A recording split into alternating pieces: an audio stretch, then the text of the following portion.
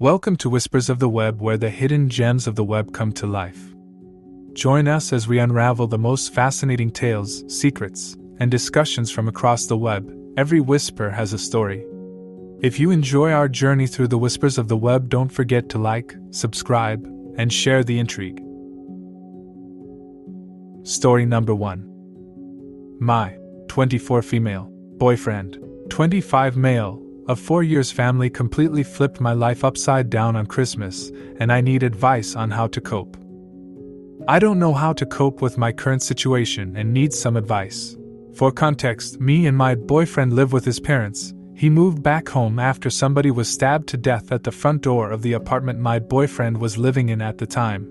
Side note, we met online and were in a long-distance relationship before I moved in with his parents, 46 female, 48 male. Blessing. His parents have constantly told him, and me, that they want him to save up for a house, and don't want him leaving if he has to rent. They've refused to take any money we tried to give them for rent. I'd been living with them for about 3 years, as they were more than happy to let me stay, or at least so they said. The prior arrangement was that my boyfriend helped with repairs on his father's dump trucks, and I help around the house instead of paying rent. Well, my boyfriend broke his ankle at work September of last year and required ankle surgery and months of rehab, and he has effectively been written off as partially disabled because the surgery went badly. And due to this, his parents have written off the helping with the mechanic and instead have been having him do other tasks instead. On Christmas Day we visited one of his 3 sisters, 32 female, 29 female, and 30 female, houses when a computer problem arose while his other 2 sisters were present at his parents' house. When we returned from fixing the computer problem, we both knew something was off when his mother proceeded to choke slam a Christmas tree the second we walked through the door. She's unmedicated manic bipolar. So my boyfriend left me at home and went to another one of his sister's houses to try and figure out what happened while we were gone. He had to get her drunk to get the honest truth out of her that his parents and 2 of his sisters were having a secret meeting because we had left. In the secret meeting they all gathered around and proceeded to all admit that they secretly hate our guts, particularly hating me. His parents called us ungrateful leeches when they have outright refused our attempts to pay them rent. They organized for my boyfriend's 2 brothers-in-law to physically throw us out of the house and burn our stuff afterward on Friday while they disown my boyfriend and tell him to never speak to them again. Why, you might ask? Well, it's because we renovated our bedroom, with permission, and took out the old carpet and replaced it with laminate and added a fridge for drinks and homemade dog food for our 15-year-old dog with no teeth. This has apparently sparked his mother to believe we're out to get her, and she has started to listen to us through the wall by placing a cup on the wall between our rooms. On top of this, she is moving bananas around the kitchen and believes I am purposely doing it to make her mad. I am not moving the bananas. She apparently is upset that this whole time she's been trying to cause problems between us, and has failed thus far. Some examples are pulling dishes I put in the dishwasher back out of the dishwasher to yell at my boyfriend about how lazy I am and how I can't clean up after myself, sticking my boyfriend's mail in pans of bacon grease and saying I did it, purposely using the wash machine all day on my days off to prevent me from doing laundry, turning on the stove after I'm done cooking to make it look like I left it on, and other examples. We didn't realize she was doing this until we were told about it, as we both thought we were collectively going crazy. His dad is mad at him for not working on the dump trucks anymore, even though they have agreed that he can no longer participate due to being partially disabled. One of his sisters doesn't have a problem with him, but while he was getting this information from her, she admitted that she doesn't like me because I play video games and am quiet. But even if we got along, his parents stated if anyone lets me on their property they will be cut from the will. So she would let my boyfriend stay on her couch until he finds an apartment, but I was not welcome due to the stipulation of the will. When this came out, it was devastating to hear this news that the whole time his family that was pretending to be nice secretly hated our guts collectively. His mental health has taken a severe hit from this news, and we have decided to separate temporarily so I can go back across the country while he couch surfs on one of his sister's couches. He also admitted that his mental health can't handle this all at once, and he wants to be low contact, and we can talk in March about maybe getting back together or breaking up completely. I just don't know what to do, as the silence is killing me. It's been 3 days since I arrived at my parents' house. I don't know how I'm going to cope with the anxiety of being away from him. I don't know how to deal with the stress of this whole situation. There's looming anxiety that someone else is going to swoop in and steal him away, or that he's just going to ghost me completely. There's also this looming dread that his one sister, who he will be staying with, has offered to let him build a tiny home on her property. However, I cannot even step foot onto her property as she doesn't want to lose out on their parents' will. I don't understand how to cope with the anxiety and stress of this situation, and would like some advice from anyone who's dealt with a similar situation before. Thank you to anyone with helpful advice. TLDR. Boyfriend's family secretly hates me and boyfriend, and has been gaslighting us for years. They secretly planned to throw us out the Friday after Christmas, but we caught wind of it before it happened. We went on a break that will last till March of 2024, and I don't know how to cope with the anxiety of being low contact. That family sounds incredibly toxic.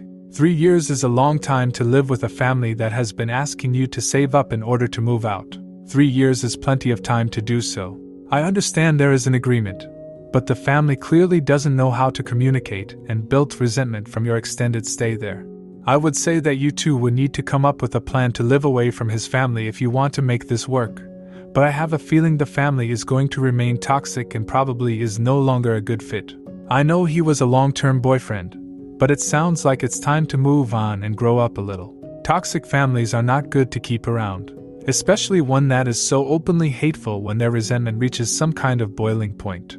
We may be missing some information regarding the relationship between them and the family, but with this information, I'd say it's best to move on and go to therapy for the stress, anxiety, and dread. What do you guys think? Story number 2. I'm being asked to chip in to get my friend an expensive birthday gift when my friend didn't acknowledge my birthday. I, 23 female, have been friends with Angela, 25 female, for 4 years. One thing to note is that Angela makes a big deal about her birthdays, which her other friends also noted. Every year I've given Angela a birthday gift. Angela never gave me a birthday gift or acknowledged my birthday when she knew it was my birthday, but I try not to feel too hurt by it because there could be lots of reasons, but I do feel hurt by it. For example, last year, I told her it was my birthday that day and she ignored the message to talk about something else. This year, I decided not to give Angela a present and to just wish her a happy birthday just to avoid disappointment on my end. However, her close friend reached out to me to ask me to chip in to get her an expensive gift. She didn't ask for a specific amount and didn't say how much it would cost in the end, but this gift typically ranges from $1,000 to $3,000. I was thinking of telling her that it isn't in my budget, but then again she never said how much it was, or she could say that I can contribute even a little bit, and it would help. Is there a way to decline this without seeming rude or lying? TLDR. How can I decline to pitch in to get my friend an expensive birthday present when I decided to not gift her anything this year? Is there a way to do this without being rude or lying? Edit. Thank you to everyone for the ideas. I was almost about to be guilted into getting a gift for her to avoid creating drama, but I am set on declining now. Also, to avoid confusion, the item they want to buy her usually costs $1,000 to $3,000. I don't know how many would contribute, but I guess worst case it would be in the hundreds range, which is a lot for me. In the past, I spent around $50. It's completely understandable that you feel hesitant about contributing to an expensive gift for Angela, especially considering the lack of reciprocation on her part for your birthday. It's important to remember that your feelings are valid and it's okay to set boundaries in any relationship, including friendships. One approach to declining politely is to be honest yet tactful. You might say something like, "I really appreciate being included in the celebration plans for Angela's birthday. However, I've decided to take a different approach to gift giving this year, focusing more on simpler gestures. While I won't be able to contribute to the group gift, I'm looking forward to celebrating with everyone." This way, you're expressing your decision without needing to delve into personal reasons or financial details. It's also a gentle reminder that celebrating someone doesn't always require expensive gifts. If they press for more details, you can reiterate that you're focusing on more personal or meaningful gestures rather than the monetary value of gifts. Remember, it's perfectly acceptable to make decisions that align with your comfort level and financial situation. Your participation in the celebration isn't solely defined by the price tag of your contribution. Story number 3. I stumbled upon a picture of my future engagement ring, and I hate it. Please help. 32 female, 36 male. TLDR. I saw a rendering of the ring my partner has been designing for our engagement, and I feel very bad. But I hate it. Looking for advice on how to subtly change his course to literally anything else. Posting from a throwaway, since my partner knows my Reddit username.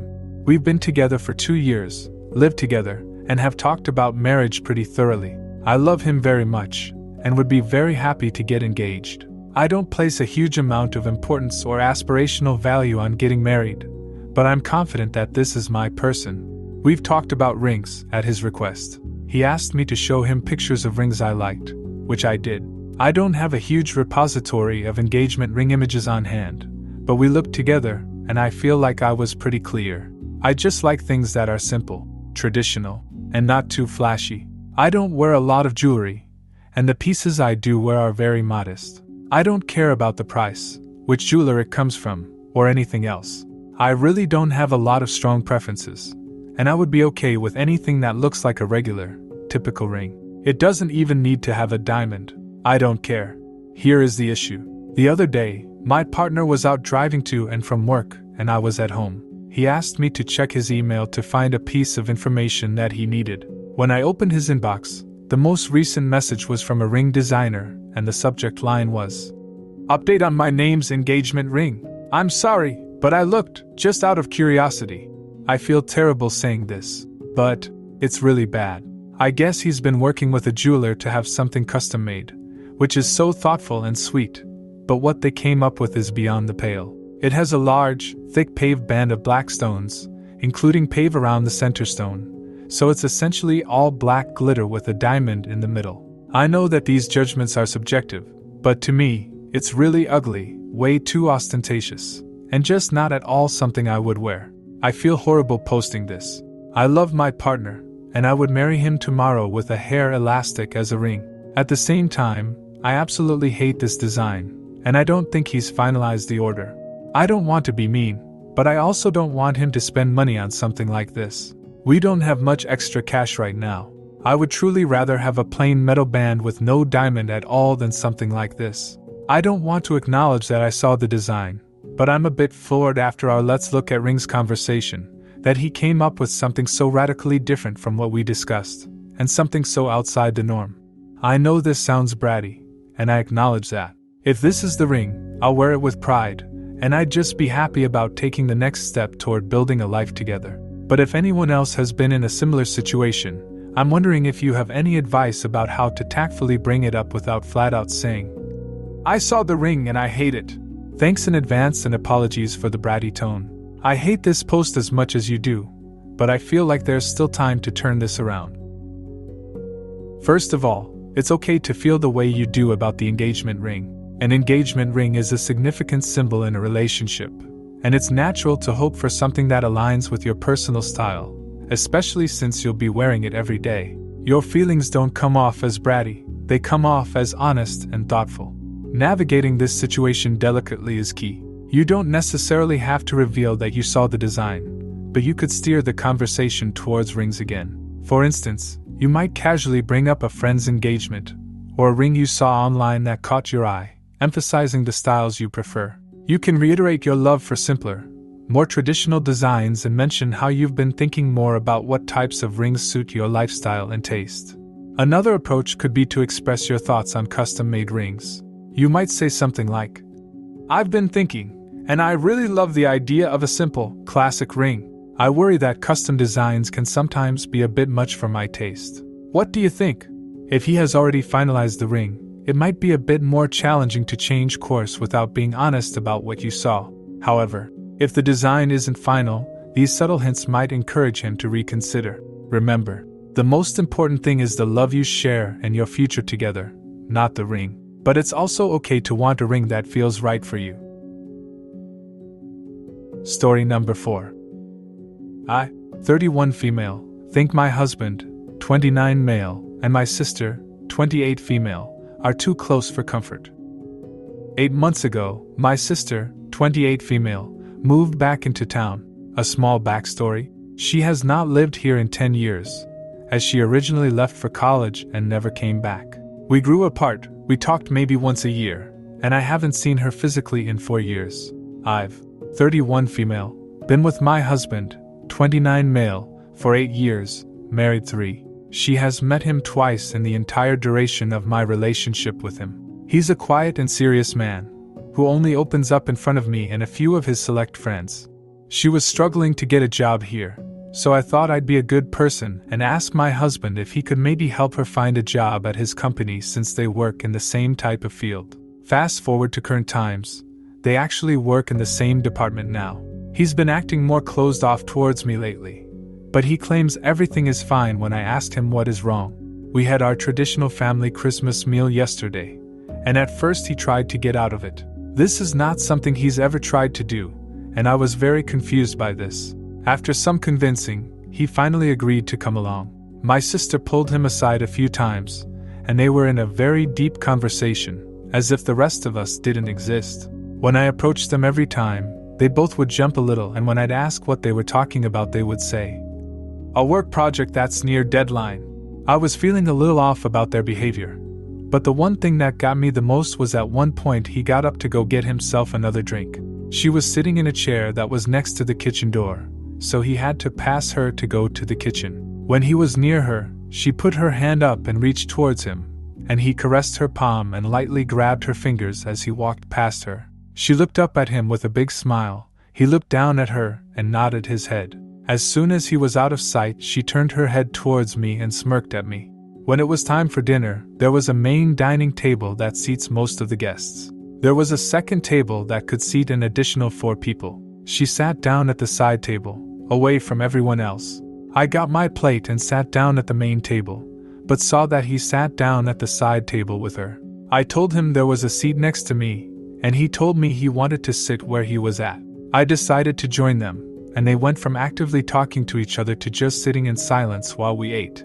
I later asked him what that hand touching was about, and he said, "It's just a high five." I said it didn't look like a high five, and he said that's all it was.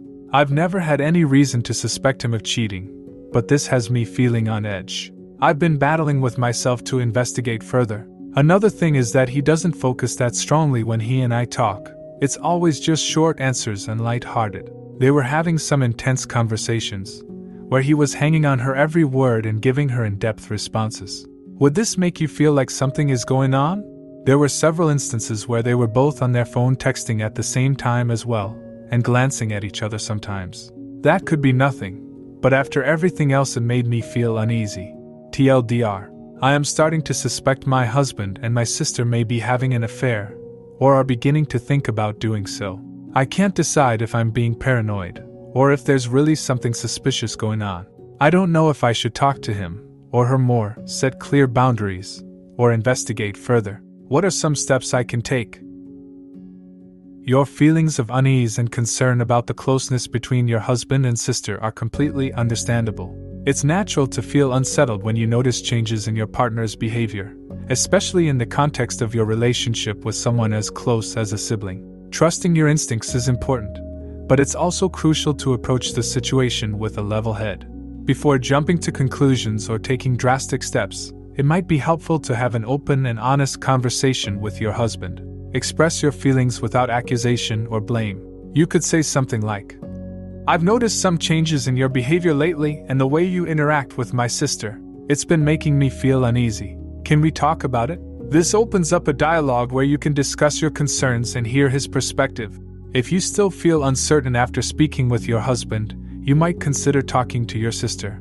Again, the approach should be non-confrontational. You could express that you felt some tension or noticed some behaviors that made you uncomfortable, and you'd like to clear the air to maintain a healthy family relationship. Personally, I think they are already having at least an emotional affair. What do you guys think? Story number 5.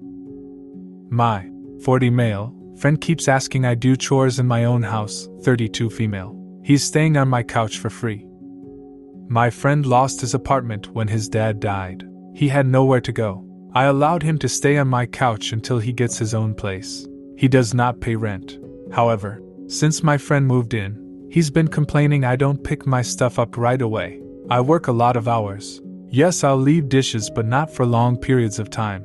Just have no desire to get to dishes after 11-hour shifts. My friend will mosey over and complain about dishes not being done. He will also do this with a few items in my bedroom. He tries to tell me to do dishes or expects me to do them or clean my room. To this, I usually say, this is my apartment. I'm going to clean when I feel like, because I'm the tenant. He gets frustrated thinking I should have the same mentality as him and even goes so far as to accuse me of taking advantage of him or something. He says, "Oh, so because it's your place, I should have to get treated this way. Huh." He then mumbles get back at me statements about how he can't wait to not be around me at all. I'm confused to what I'm doing wrong or how or why he feels taken advantage of. He acts like he's in this really horrible situation not having me do my own dishes right away. He states he has no say in anything, but I feel like he's trying to tell me what to do in my own house. I can't help but feel like he's the one trying to be crappy or controlling. I mean, he wants to tell me what to do, which is clean my own crap. He's the one trying to tell me what to do, but I just don't let it happen. Do you think I'm manipulating this guy, not let him have any say in things, or is he screwed up? TLDR. My friend, staying on couch for free, gets mad when I don't clean my dishes right away or my bedroom. I tell him it's my place, so I'll clean when I want. He pouts and says mean retaliation comments. Am I manipulating this guy? Not letting him have any control of his environment? Is he the jerk? It sounds like you're in a challenging situation, having offered kindness and support to a friend in need only to face unexpected criticism about your own home.